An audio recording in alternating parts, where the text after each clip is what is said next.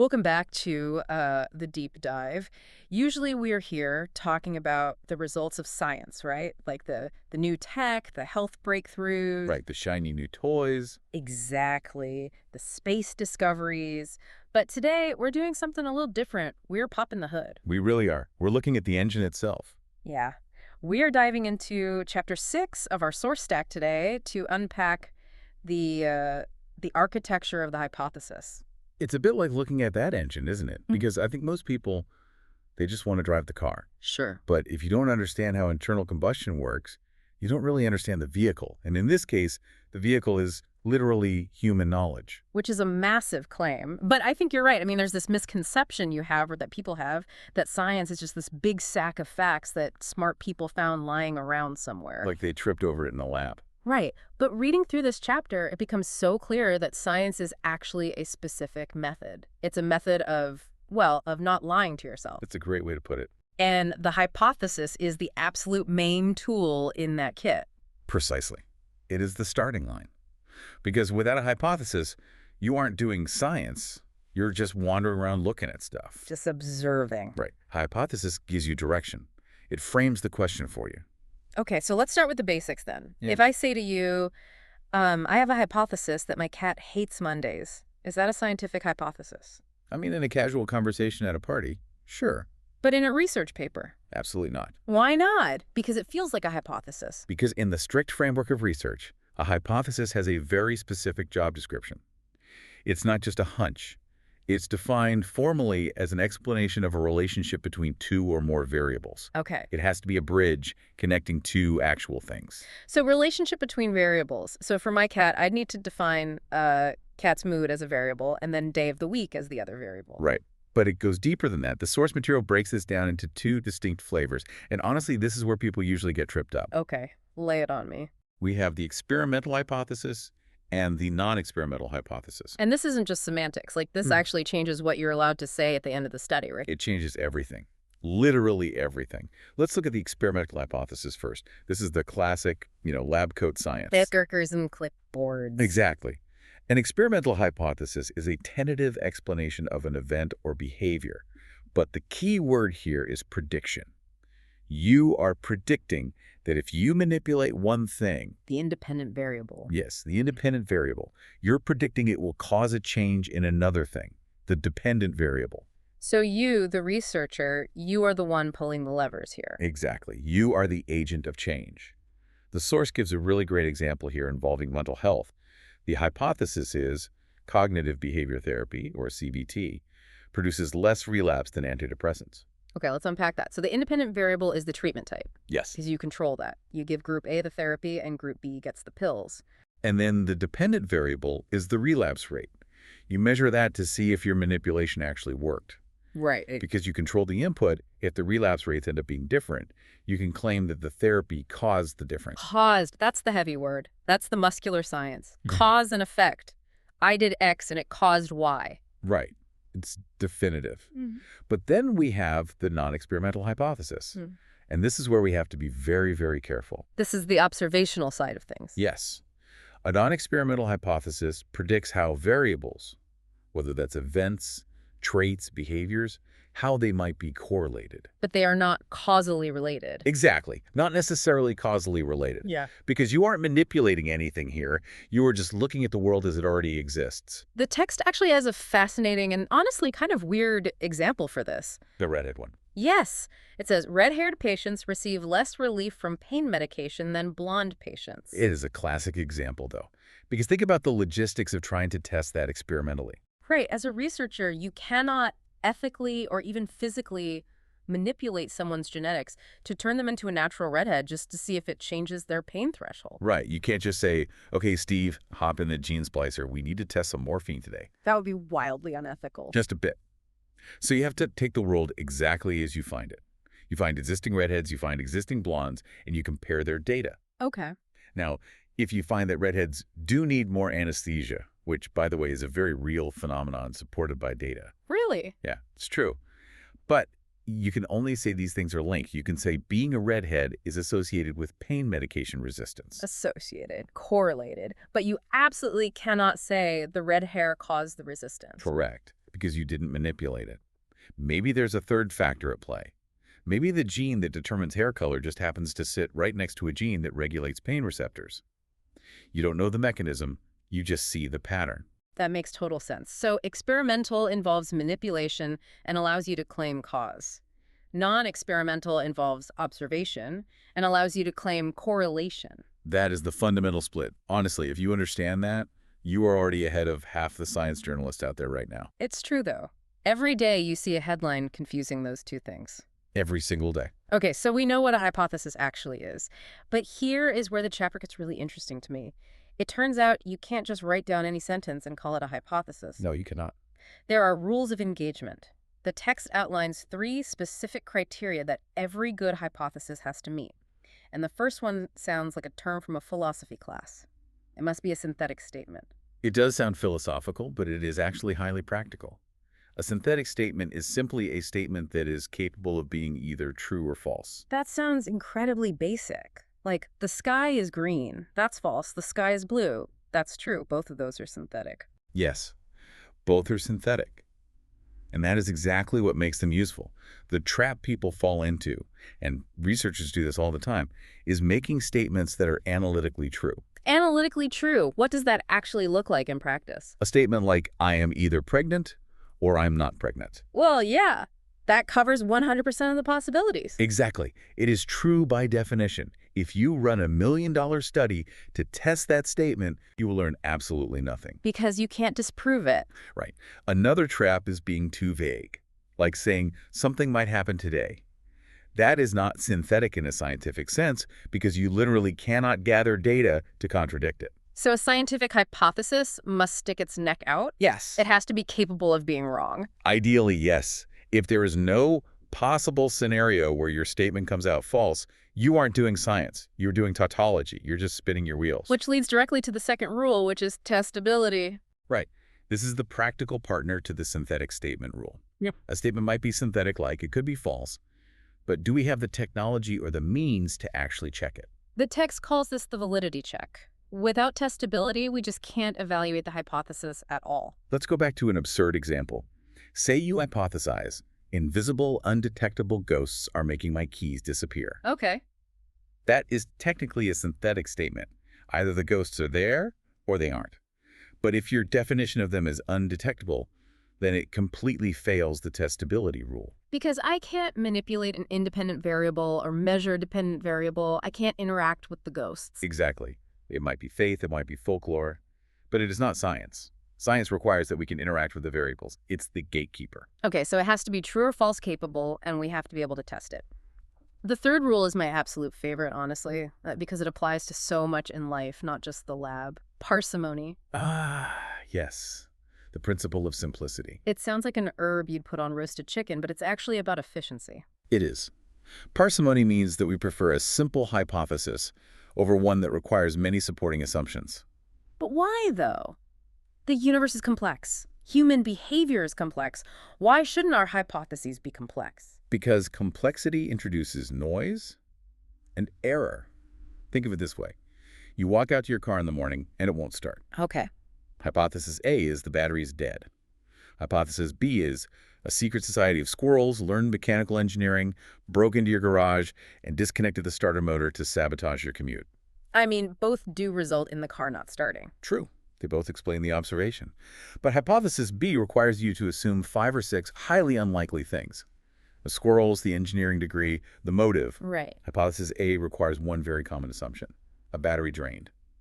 By choosing the simple one, you focus your research. You check the battery first. So parsimony isn't about pretending the world isn't complex. It's about starting with the most direct explanation. Exactly. It allows researchers to focus their attention on the main factors influencing the dependent variable, rather than getting totally lost in a maze of what-ifs.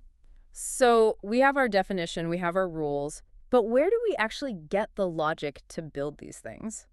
The text talks about 2 models, induction and deduction. And I feel like these terms get thrown around a lot in, like, Sherlock Holmes movies. Oh, constantly.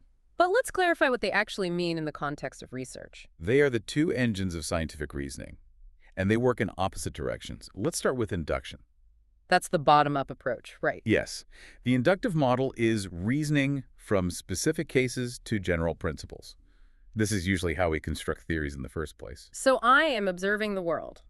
I see a specific thing happen. Then I see it happen again. Right. You observe a specific event, then another, and you start to see a pattern emerging. You use that inductive reasoning to construct a theory that explains all those specific empirical data points. The classic example is the swans. It is. You go to a park, you see a white swan. You go to a lake, you see another white swan.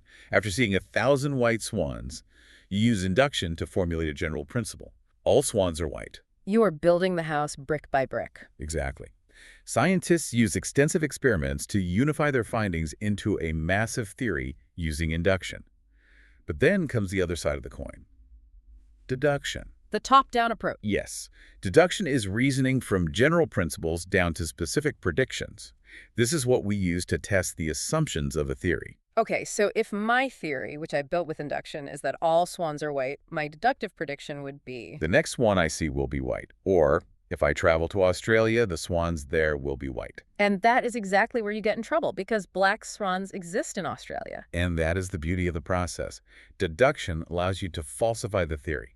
If you find one black swan, the general principle is proven false, you have to go back and update the theory. So they feed into each other constantly. It's a loop. It is a cyclical process. You develop propositions using induction by examining specific cases. Then, you make predictions using deduction. A really great example from the source is Wolster and colleagues. They formulated something called equity theory. Which is about relationships, right? Interpersonal stuff. Yes, fairness in relationships. They didn't just guess it out of thin air. They started with specific observations, induction. They looked at how people behaved in relationships. From that, they built a general theory. Yeah. But they didn't stop there. Once they had the theory, they used deduction to make specific predictions about how people would behave in completely new situations, and then they tested those predictions. So induction builds the house, and deduction checks if the roof leaks. That is a fantastic analogy, yes. You absolutely need both. I love that. Okay, so we understand the logic now. But let's get practical for you listening. Let's say you're a researcher or just someone who wants to understand a problem at work. Where do you actually find these hypotheses? Did they just pop into your head while you're in the shower? I mean, sometimes. But the source points to a few specific sources of inspiration. And the first one is the heavyweight champion of research, the literature review. Which sounds a lot like homework. It is homework. Yeah. But it's the most useful way to develop a hypothesis. Yeah. You have to look at what has already been published. The text actually lists 5 specific ways reading old experiments helps you design new ones. And I want to run through these because they are super practical for anyone trying to solve a problem. Go for it. Number 1, it identifies questions that have not been conclusively answered. Right. The loose ends. You read a paper, and the author admits in the discussion, we still don't know why X happened. That's your opening. Number 2, it suggests new hypotheses. You read someone else's idea, and it sparks a totally new one for you. Standing on the shoulders of giants. Number 3, it identifies additional variables that could mediate an effect. This is huge. Maybe you read a study that says coffee causes jitters, but a lit review might show you a study where that didn't happen, suggesting a mediating variable, like maybe it only happens if you haven't eaten breakfast. Now you have a brand new hypothesis about food intake. Number 4, it identifies problems other researchers experienced. You learn from their mistakes so you don't have to spend a year making them yourself. And number 5, it helps avoid duplication. Unless, of course, replication is intended. But generally, you don't want to reinvent the wheel just because you didn't bother to check if the wheel already existed. So the literature review is the methodical path, but the source also talks about something a little more romantic, serendipity. Yes, the happy accident. The text defines this as the role of luck, or rather, prepared luck. That distinction is vital. It's not just blind luck. A scientist has to be open to unexpected results, and this is key, sufficiently informed to understand their significance. Right. If you see something weird happen in your data, a regular person might just say, oh, that's an error, and delete it. But a scientist with prepared luck says, wait a minute, that's funny. Exactly. The source contrasts this with the dogmatic scientist. The dogmatic scientist. That sounds like the villain of the story. In the world of discovery, they kind of are. A dogmatic scientist is less likely to see or appreciate serendipitous events because they are too attached to their original idea. They have tunnel vision. Right. They ignore the anomaly because it doesn't fit the plan. But often, the anomaly is the actual discovery. Then we have intuition. Yes.